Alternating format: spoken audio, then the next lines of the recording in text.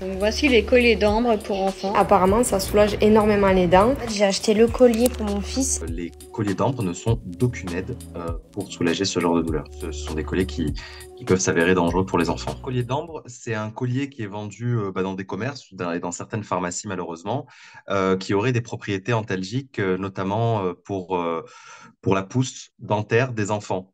Alors, ce sont des propriétés qui ne sont pas prouvées. Portant un collier d'ambre, en fait, on expose les enfants à plusieurs risques. De un, c'est le risque de strangulation. Moi, quand je travaillais aux urgences pédiatriques, j'ai le souvenir d'une histoire terrible d'un bébé qui a été retrouvé par ses parents pendu. Pendu, bon, il n'est pas décédé, hein, mais par son collier au barreau de son lit. Donc, le risque principal, c'est la strangulation et l'étouffement, parce qu'en fait, ces petits colliers, quand un enfant fait ses dents, bah, il a tendance à vouloir beaucoup mâchouiller, il le met à la bouche et en fait, il y a des morceaux qui peuvent se briser, et il peut en fait les avaler, faire des fausses routes et s'étouffer complètement. Une fois que ça arrive, c'est souvent fatal. So my son in 2016 was strangled by a Baltic amber teething necklace at his daycare who was negligent in trying to save him. This is my son Hunter. He's 5 years old.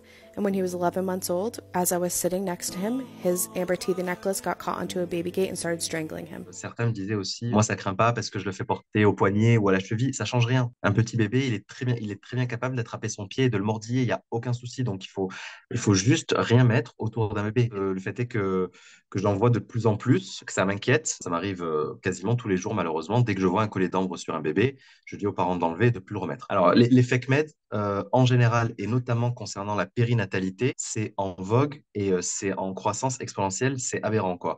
Tout ce qui est aromathérapie, les colliers d'ambre, enfin bref, il y a tout un business qui se crée là-dessus, qui se base sur l'inquiétude des jeunes parents. Les parents, ils font ça d'un bon sentiment, mais ils font prendre des risques à leurs enfants qui sont au mieux inutiles, au pire dangereux. La pousse dentaire, c'est un phénomène naturel chez les bébés. Effectivement, c'est douloureux, effectivement, c'est pas agréable. Voilà, mais c'est un phénomène encore une fois normal et pour lequel il n'y a pas besoin de collier ou quoi que ce soit. Il faut juste, voilà, soit du froid, soit des anneaux de dentition, soit des antalgiques sur prescription médicale, soit les massages des gencives.